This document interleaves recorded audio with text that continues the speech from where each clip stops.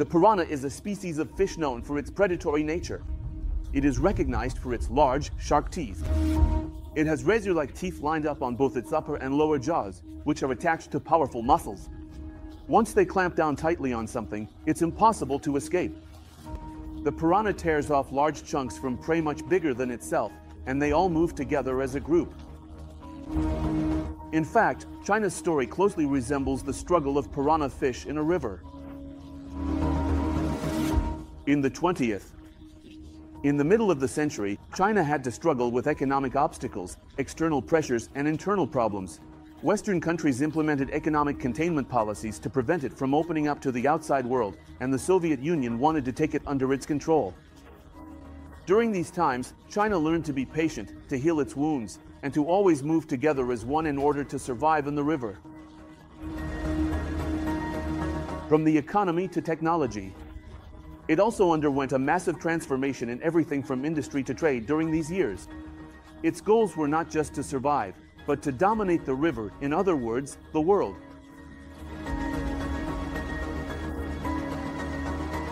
Whatever field China turns its attention to, it dominates that area. It changes the game and becomes a game changer. It managed to surpass the United States and take the top spots. Compared to others, China. On one hand, it has an authoritarian political system, while on the other, it boasts a dazzling growth profile. We see an economic model where the world's largest urban middle class has been created.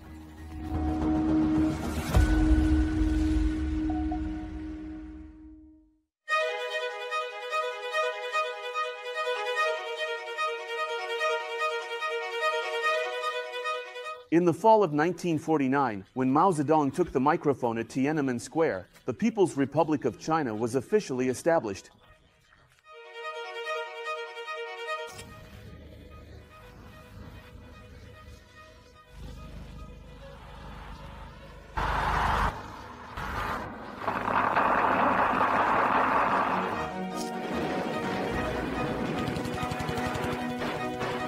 China had just emerged from years of Japanese occupation and civil war, to his salvation. But this new era would bring both hope and turmoil. The poverty and inequality inherited from the old imperial days were crying out for urgent reforms. They decided to rebuild the country's infrastructure through Soviet-style planning. Soviet experts began setting up factories and teaching Chinese technicians the secrets of a planned economy.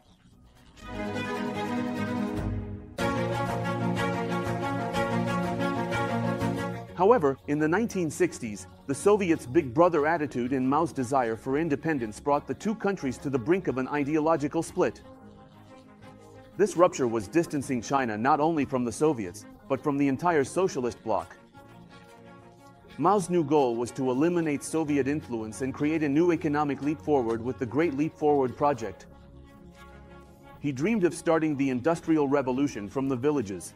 But this dream would bring hunger to the fields instead of crops. It would also turn into a tragedy that cost the lives of millions of people.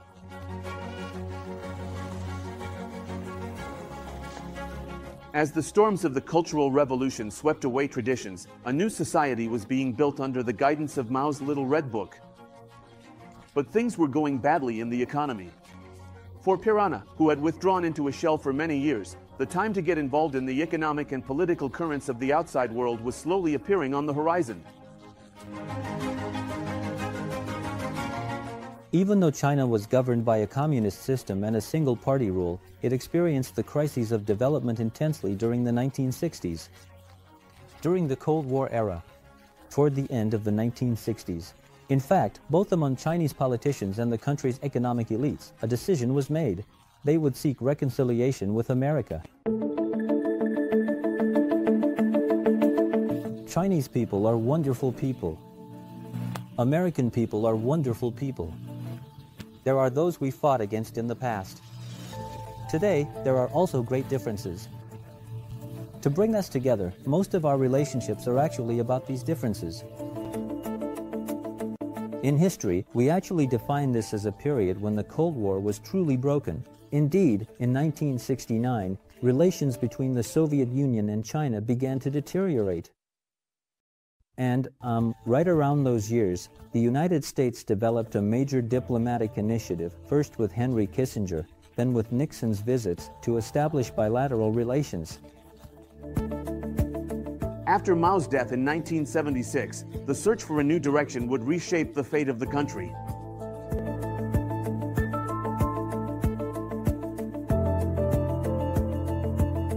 When we examine China's economic and global rise starting from the 1980s, there's actually a turning point here. That turning point is 1978. We're talking about an opening initiated by Deng Xiaopig, China's second leader after Mao Zedong. In 1978, Mao's revolutionary slogans began to be erased from the walls, and Deng Xiaoping started calling China toward a new future.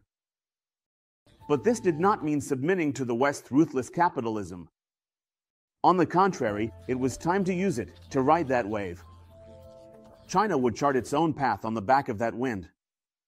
As it stepped into these waters, it both learned the game of the other predators and slowly began to set its own rules. With Deng Xiaoping, who we can actually call China's second leader, its guiding figure, China began its journey toward becoming the China we know today, starting with the announcement of the opening up reforms in 1978. The definition here is actually a very important one, because we're talking about a reform process that has lasted about 45 years. The gradual liberalization of the Chinese economy. The term gradual is important here. It's a bit different from the experience of the Soviet Union.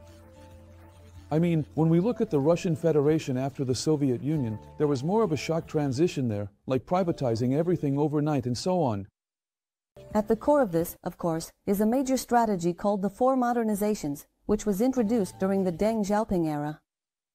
The foundation of this strategy is modernization in areas like agriculture, industry, and technology, but we see that, learning from the mistakes made during the Mao era, they chose not a rapid modernization, but a path that was a bit slower and safer. China started this in a more gradual way, and as a second step, of course, there was opening up to the outside world and integrating with global markets. These two things started together in the period after 1978. Deng Xiaoping's determination to set aside Mao's revolutionary isolation and bring China onto the world stage began to bear fruit in a short time. The diplomatic normalization agreement signed with the United States in 1979 didn't just mean a handshake between the two countries.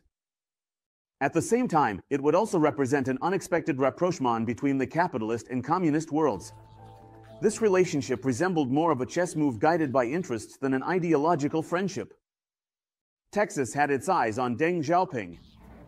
When the Chinese premier continued his tour of the country, the 2 days he spent in Texas definitely stood out. Texas welcomed him with a rodeo and a barbecue, checking off another item on the itinerary for tomorrow. This was a period when especially the United States and Japan made significant direct foreign investments in China, provided foreign aid, and offered external, that is, financial support. At the same time, this was also the period when China declared special economic zones, attracted direct foreign investment, and gradually began to integrate its country into the free market economy. During the Xi Jinping era, the fundamental rule established in 1978 was actually a kind of socialist market. In fact, this definition is also expressed in many Chinese texts. In other words, if we have a model, this model is, first and foremost, a socialist model. But it is a socialist model that does not reject the market. 100 years ago, when it was one of the poorest countries in the world, shaken by internal wars and the Japanese occupation, the communist regime later brought all of this under discipline. After Mao, his wife, and following the Cultural Revolution, they developed a method called state capitalism. We see that about 70% of state-owned enterprises, which went through roughly 4 different phases of transformation, have been privatized. However, what defines what we call Chinese state capitalism today is that the country has transformed into a model where the state still holds a dominant monopoly, especially in strategic sectors and the banking sector, with about 30% remaining under state control. While the state maintained control over strategic sectors, it also offered enough freedom to satisfy the appetite of the market. Under the party's strict control, public companies began to attract Western technology and capital to China. Especially since the late 70s, it started to take part in an economic opening program. And starting from the 80s, we began to observe a series of reform processes in China's economic opening.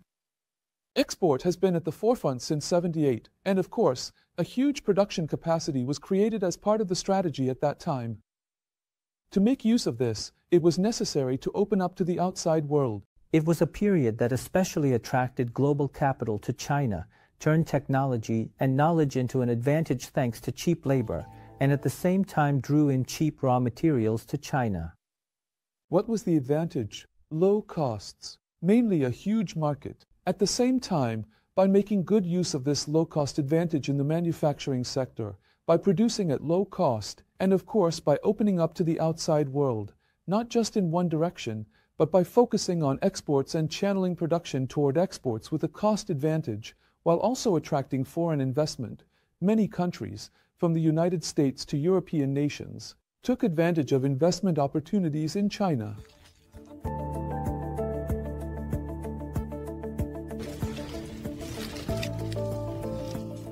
In addition to this export-oriented growth strategy, China also increased its own production capacity through additional measures that both protected its domestic market and required foreign companies wanting to enter its vast domestic market to share technology. It already had a very large population. At first, it entered the world markets by leveraging this population, that is, its advantage in labor, but it didn't stop there. As a developing country, China took its place on this stage, the world economic stage, and later, after the 1990s, with the end of the Cold War and the shift to a unipolar world order, we saw that it gained momentum that further accelerated its integration process. With the 1990s, and perhaps here we can point to Deng Xiaoping's famous Southern tour in 1992, the reforms announced during that trip could be considered a turning point. Despite his advancing age, Deng Xiaoping's decision to visit the southern provinces at the beginning of 1992 was a turning point. He had resigned from his official positions 3 years earlier, but he was still the de facto leader of the state. He began to advocate for removing bureaucratic obstacles to increase foreign investment, supporting private enterprises, and placing greater emphasis on technology transfer. To those opposed to modernization, he responded with his famous saying, "It doesn't matter what color the cat is, as long as it catches the mouse."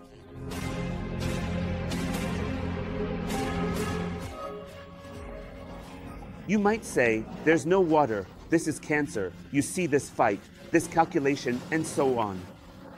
If you put your arm into this politics like Ferret did, don't claim to be innocent. That's exactly what we did. Maybe you're aware of it. Like I said, you can't really call it writing.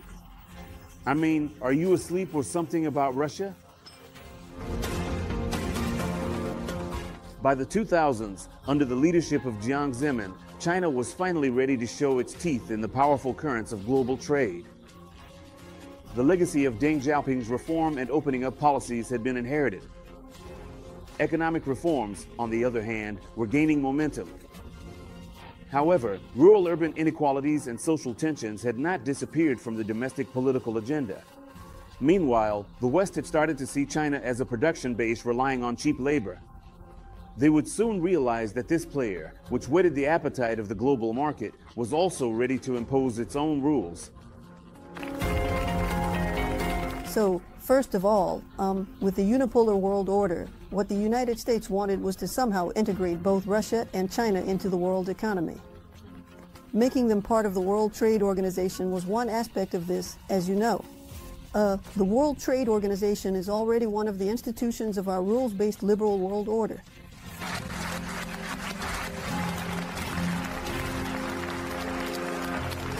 Why did this happen?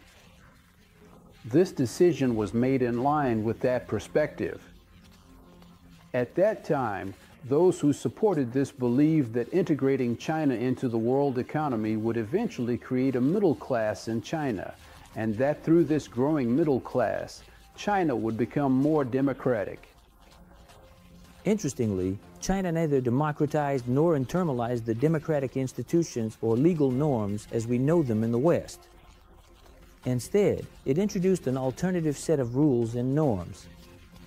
In the period that followed, even though China did not undergo a significant democratic transformation politically, we observed that it voluntarily accepted certain liberal economic reforms and became part of the capitalist system, and from its own perspective, managed to bring this process to a very successful point. For example, from 1978 up until perhaps the 2010s, the dominant discourse in debates about China was the discourse of integration. In other words, China was integrating into the existing liberal, rules-based international order. It was supposed to be a part of this, and there were indicators of this. For instance, it was a member of the UN and was sending troops to peacekeeping missions. There was a discourse of peaceful foreign policy. It became a part of the World Trade Organization. It became a very important partner at climate summits. So, in these global common issues, what we call the global commons, China was taking part as a stakeholder. China took great advantage of this, because previously, China's exports, especially to the United States and other major countries, faced various obstacles. They were restricted by quotas. But when China became a member of the World Trade Organization, these restrictions, these barriers, were removed. And China gained the opportunity to implement a much more export-oriented growth strategy. And it made very good use of this. With its own banks, which, by the 2000s, they had established. There are investment banks aimed at accelerating these investments. We see that this was introduced as an alternative. In other words, it provides an alternative for countries that can't get this from European or American banks. In particular, it started making significant investments in the construction and infrastructure sectors. By taking international investments abroad and investing outside its own region, it also tried to gain goodwill. However, no economic model can, of course, deliver high performance forever. Why? Because by its very nature, the economy changes. The Chinese economy changed, the world economy changed. By the 2000s, and especially as we approached the 2007 to 8 global crisis period, we started to see this.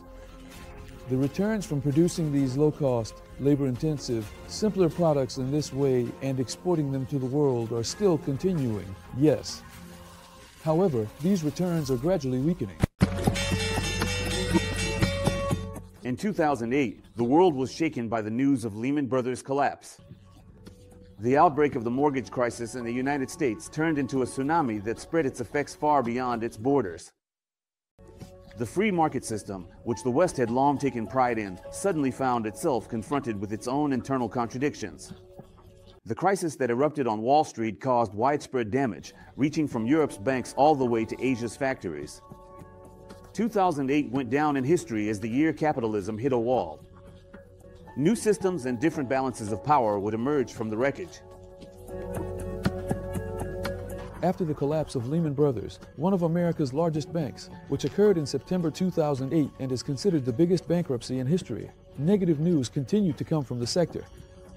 As you know, it all started in the United States with the mortgage crisis. The effects of this mortgage crisis spread to Europe.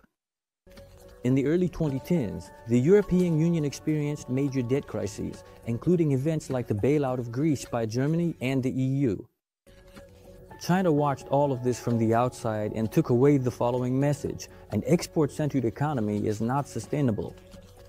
With this economic crisis, there is a contraction happening in the global market, especially as markets like the United States, Europe, Japan, and Korea, which China imports from, are shrinking. China is actually choosing to increase, rather than decrease, the products it sells to these countries. The main reason for this is that, in order to prevent the local industry in China from being affected by this crisis, since the banking sector is still under state monopoly, various state subsidies are used to keep these companies' profits from falling, which in turn leads to overproduction. So, the question was posed as follows. First, the export-centered economic policy needs to change. Second, we need alternative markets, because exports won't come to a complete halt. And based on these two models, China began a policy process centered on what we now call connectivity, which has become more conceptualized today and whose concrete effects we see in the Belt and Road Initiative. 2010 to 2011 was actually a very critical transition year for China. First of all, China was going through a leadership transition. Xi Jinping, who is still in office today as the president of China, actually took over the administration as the representative of the fifth generation of Chinese leadership in the very same year I first went to China. In 2012, Xi Jinping emerged as the General Secretary of the Chinese Communist Party. Xi grew up in the shadow of Mao's revolutionary legacy and Deng's reform policies. He also had an equally ambitious vision. This vision, which he called the Chinese Dream, marked the beginning of an era where both economic growth and national identity would be redefined. Adopting an authoritarian leadership style, Xi weakened his rivals within the party through an anti-corruption campaign. He tightened the Communist Party's control even further. His rule marked the beginning of a new era in which China became not only an economic powerhouse, but also an ambitious player on the world stage. Of course, this new era is being declared in the Xi Jinping era as a new economic era, a new economic reform program. We could say that this new era is actually about China transferring its national economic problems to the international arena. How can we solve China's national economic problems by internationalizing them? This is the core idea behind the Belt and Road Initiative. The 5 years leading up to the announcement of the Belt and Road Initiative in 2013 were a feasibility period. In other words, China was fully preparing for possible crises. And, well, Xi Jinping being elected as president was actually the result of such an analysis. Ultimately, in 2013, the Belt and Road Initiative was announced with great fanfare and a major agenda. Your age is the come of Piswat Wallman in the Independent Forum. Peace to Paul City. In 2013, Chinese President Xi Jinping mentioned it in a speech. I believe it was during a speech he gave in Kazakhstan. After that, this all began. This is not just a single project. In fact, its official name is, of course, an initiative. But, you know, I actually see this more as a vision. In other words, it leads us to a model where both the state banking sector and Chinese state enterprises, as well as the private sector, which is still partially under China's guidance, come together. That is, the two main pillars of Chinese state capitalism, banking and industry, join forces to invest in these countries. We call this the Belt and Road Initiative. It also has a very simple model. Basically, two countries, China and the relevant country, sign a memorandum of understanding. This is about the participation of the relevant country in the initiative. Then, projects are put forward. And for these projects, the financing for the project to be carried out is provided by China's state banks and policy banks. It's not just them, of course, there are other sources as well, but China provides most of the financing. And the work is done by a Chinese company. The relevant country takes out the loan from a Chinese bank. It pays the Chinese company. Then he makes the payment for it along with interest. At a certain point, Western public opinion and Western media outlets started to try to show the following. Actually, the Belt and Road Initiative is a debt trap, and it can pull the relevant countries into a debt trap. For the first time in a very long time, a non-Western power began to present itself to the world as a force that truly relies on its own capabilities, its own engineering, its own innovation, its own diplomatic relations, and the narrative it established while building those diplomatic ties. And when it presented this to the world, it did so under the broad umbrella narrative of the Belt and Road Initiative. In fact, the Belt and Road Initiative can be described as an umbrella narrative, or even as a kind of packaging. China had changed its policy of competing in the market with cheap, low-quality products. With technological breakthroughs, it was slowly starting to gain dominance over the river. The end of Barack Obama's second term in the United States will be remembered as the years when the two superpowers were sizing each other up on the world stage. The Obama administration had launched its pivot to Asia policy in order to maintain the balance of power in the Asia-Pacific region. However, China had already stepped into the age of technology. China used to produce on a large scale, but the products were cheap and low quality. Now, that's not the case with China. China has discovered quality. After the 2000s, with the advantages brought by high technology and the fact that many companies around the world moved their production lines to China mainly due to lower costs, a significant accumulation of knowledge developed. There is no longer a China that secures its place in the markets just because of low costs, because that world doesn't exist anymore. Instead, there is a China that tries to position itself with high added value and the competitive advantage gained from that. Especially the return of Chinese students who were sent abroad and the ability to transfer certain know-how back to the country has provided China, in addition to cheap labor, with an accumulation of knowledge and the capacity to train qualified personnel. In the past, China used to transfer technology from the West, especially from America and Europe, by what you might call industrial espionage, sending people and students there, using the same method that Japan once did. But now, China has surpassed America in the number of scientists per 1,000 people. They have an incredible number of universities, 2,500 in total. These universities are producing highly qualified scientists. And among the markets it already operates in, there is a very valuable, highly prized market, the African market. From there, China has also started importing valuable resources and raw materials at low prices. So, when these three components come together, we see that China's production capacity has increased significantly.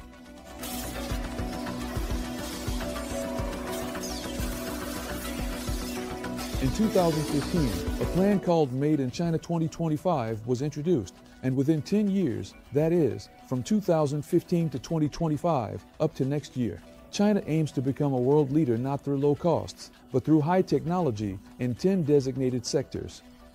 This is the goal of their strategic document. First, in the automotive sector, they took back this lead from Japan, from Toyota. And about 3 years ago, we were having a conversation with Bosch's CEO, Stephen Young.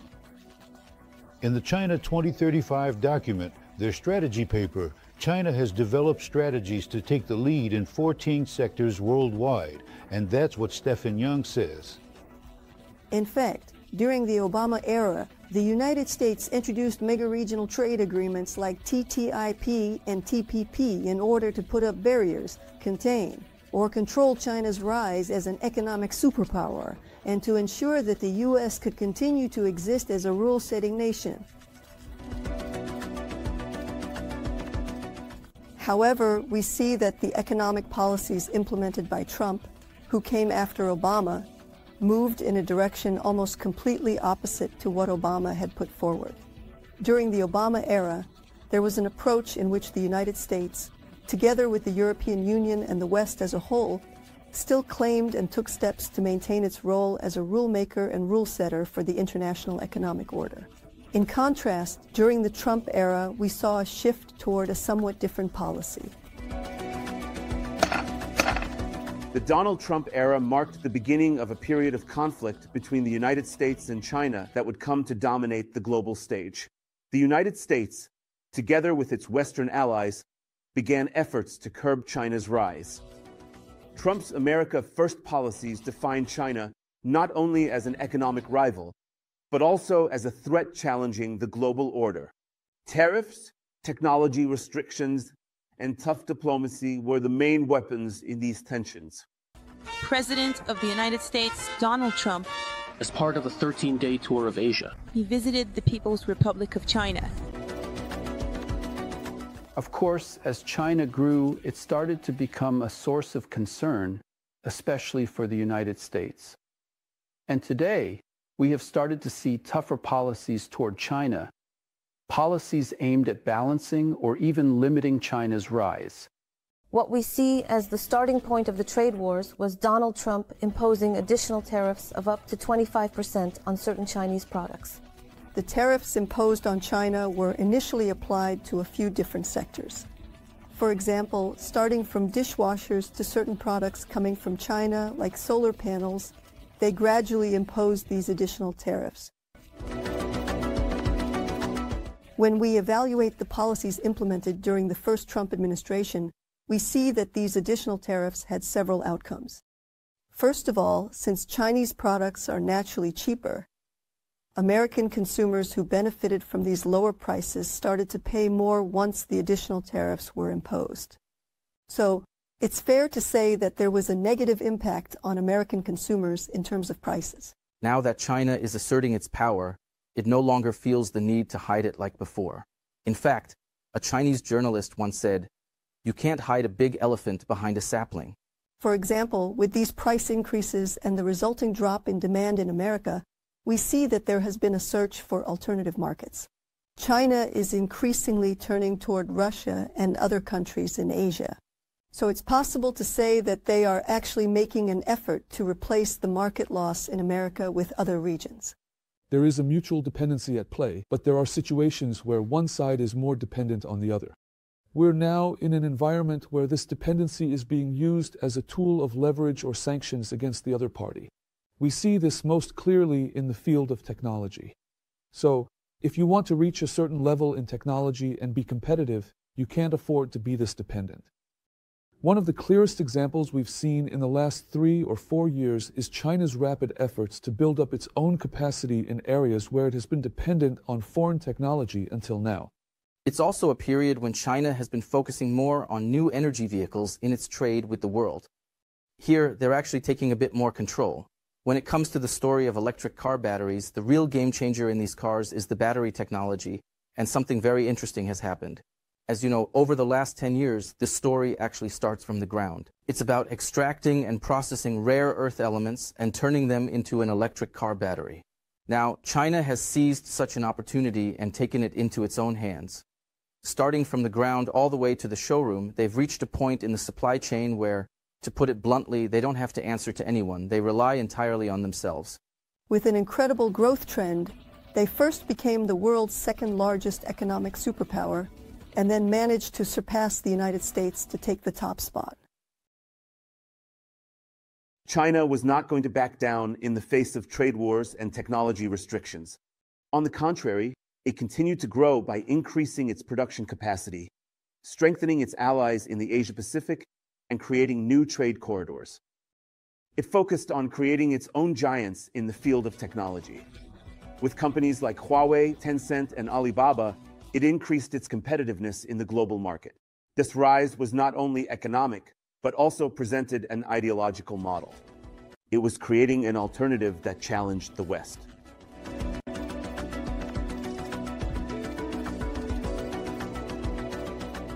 A world leader in electric cars. A world leader in renewable energy. At the same time, also a world leader in consumer electronics. Now, as these steps continue, it's also on the path to becoming a world leader in finance. China is trying to take steps in various fields. It's an economic powerhouse. And it's also trying to catch up in the military field. But there's also the soft power aspect to it. Of course, this means it needs to increase its number of allies and have certain values that will showcase its soft power. 13 years ago, China was already a major economy. It was a powerful political actor. It was also a permanent member of the United Nations Security Council. But maybe the language it used before was more harmonious, more peaceful, and as a power that could sometimes turn a deaf ear to criticism directed at itself. But with Xi Jinping, China has actually become a more aggressive power, one that can respond instantly and directly to criticism aimed at it. So this accumulation, this pill, will eventually reveal its centralism in major global crises and issues, and we've been seeing this in the Middle East for the past 2 years. Where do we see this? For example, in the rapprochement between Iran and Saudi Arabia, it's now even possible to see Beijing directly entering the issue as a mediator. They say that Chinese investments are an opportunity. Especially for developing countries, they claim that cooperating with China will offer them win-win opportunities. Because these countries managed to become wealthy by using capitalism. But they couldn't achieve the kind of transformation in democracy and governance that the West wants. They say Westernization is not the only path to modernization, and they're especially saying this to developing countries. China is offering the world an alternative, one that shows a successful growth model is not necessarily tied to democratic systems of government, especially as seen by the rest of the world. In terms of governance, the Communist Party holds most of the power, but the country still achieves high growth and has been especially successful in fighting poverty among its own citizens. So, this presents itself as an alternative to the capitalist system. This journey, which began with the reform and opening up policy launched in 1978, culminated in a transformation from an agricultural society to the world's largest economy. China will no longer remain just a manufacturing hub. With investments in technology, artificial intelligence, green energy, and infrastructure, it will also strengthen its claim to global leadership. Even though Piranha's 45-year journey of reform has occasionally faced setbacks, it seems to have brought it to the goal of becoming the master of the river. At least for now.